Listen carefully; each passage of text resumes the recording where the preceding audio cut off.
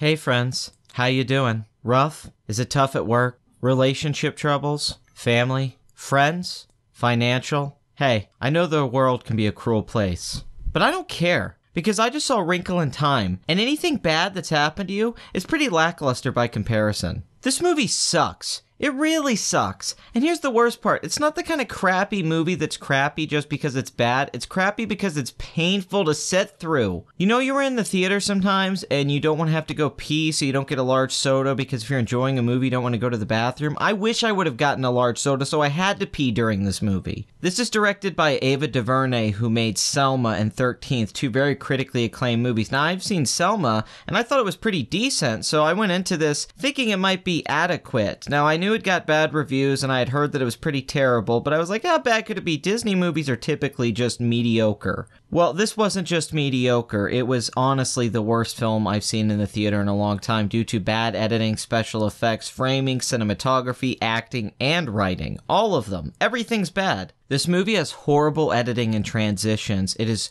complicated for the sake of it, I guess. They cut this thing up. I have no idea how this happened. This film is not coherent. I really can't explain it. You have to see it for yourself, but I don't want you to go see the movie. But the way it's put together is so sloppy, and it feels like there's an hour of movie missing and characters just show up. I mean, legitimately, the beginning of this movie and the first 20 minutes is so hard to follow, and not because it's super complicated. It's not like Inception, even though that's not that complicated either. It's just, it jumps around. You don't know who you're supposed to care about. You're not really sure what exactly happened. I mean, you understand that the little girl's father went missing because he traveled in time or found a wrinkle in time, the Tesseract, and then now everyone at school's making fun of her. There's these cartoonish bully characters that just pick on the girl that's like from some really bad stereotypical movie. I mean, it's legitimately like really cruel and just over the top. But it's all about everyone making fun of her now and nobody believing her father. He gets mocked explaining the Wrinkle in Time and the Tesseract and how love connects everything. So the little girl and her genius brother, all these people come to meet them and take them to this other world, other dimensions and all that, which I remember reading this book when I was a little kid, but I don't remember it being conveyed this way. This was very rushed.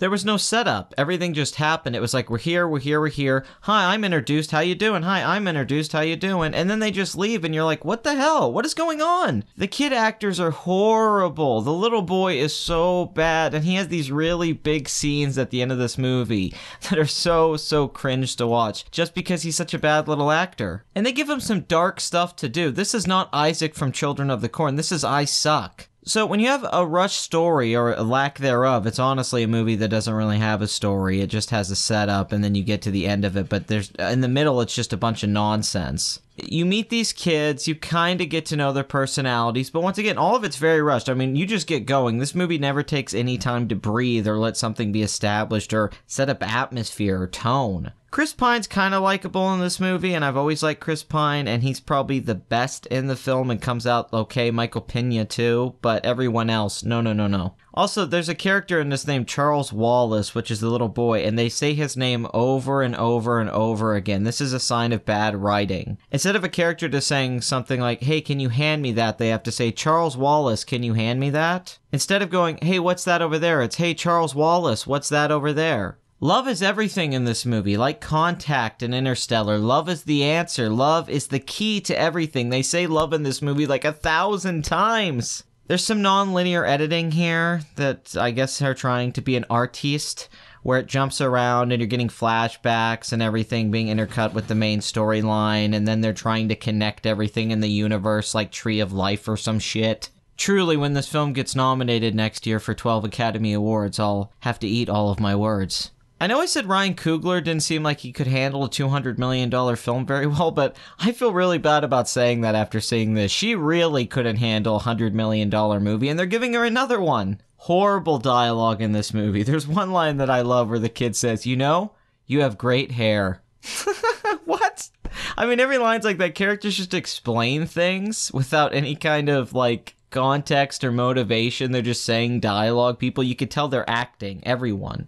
They try to add humor with like Zach Galifianakis and people to add some levity in with Reese Witherspoon, but it doesn't work. And once again, I can't overemphasize this. They say the word love. The entire finale, the final big speech at the end is just saying, I love you, I love you, I love you, I love you, I love you, I love you, I love you. And oh my God, I'm not exaggerating it. That's how it is. It's so freaking annoying. And why are the special effects so bad?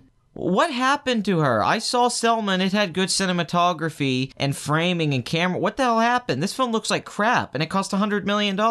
It's convoluted. It's badly paced. It looks bad. The tone's all mixed up. You don't know what you're supposed to feel. And then there's these big emotional scenes that are so cheesy that they don't work. It ends up just becoming a series of set pieces. That's all it is. It's just we're here, we're here, we're here. And I guess that's why they cut it up this way. I'm assuming that the film was bad and they knew it was bad. So they tried to give it this kind of chase feeling, running against the clock or something like that, you know, because I'm assuming originally this was a longer movie. This movie had a lot more scenes. It had a lot more character interactions, character development, or I'm just assuming this, but there's none right now. Once again, this is just theory. I'm thinking that they knew it was bad while they were filming it. They couldn't figure it out. They were having a hard time adapting the book. They were having a hard time with the script. They couldn't get the performances right. Instead of recasting some of these kid actors and bringing in someone to punch up the dialogue, I guess they just said, F it, let's take the loss. After that, it feels like they took this to a group of editors and say, okay, try to make this a film that's under 2 hours, keep it moving, keep all the special effects, keep all the big actors in it, keep all these cameos, which is what they end up being, like Oprah, and just move it forward. What went on with the behind the scenes of this movie? This is going to be one of the things I want to hear so much about in the future, and you know we're not going to hear anything about it. Something went on during the filming of this. This does not make any sense. This isn't passable bad. This is like, okay, something's broken in here. There's some cool little moments, kids bouncing dodgeballs, and Michael Pena's kind of cool when he falls apart, and there's little moments like when the girl figures out there's like a map, a blueprint, she can do something.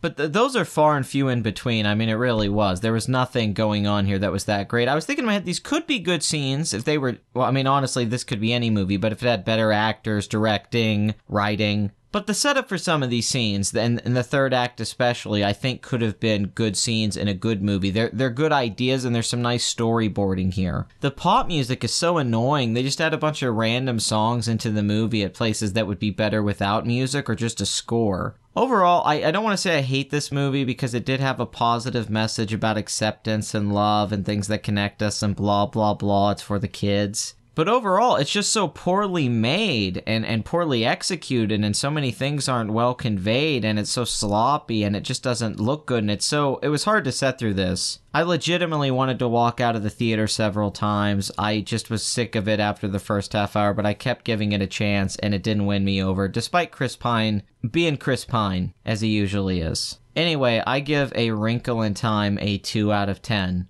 It sucks. I'm sorry. I'm sorry, Diversity Police. I'm sorry, Disney. I'm sorry, Oprah. I'm sorry, God. I'm sorry, everyone. I know Trump's the president. I'm sorry. At least you can take comfort in Black Panther making $1.3 billion, even though this is a bomb, which is a good thing. Thanks for watching. Like, comment, and subscribe, and I'll see you guys next time.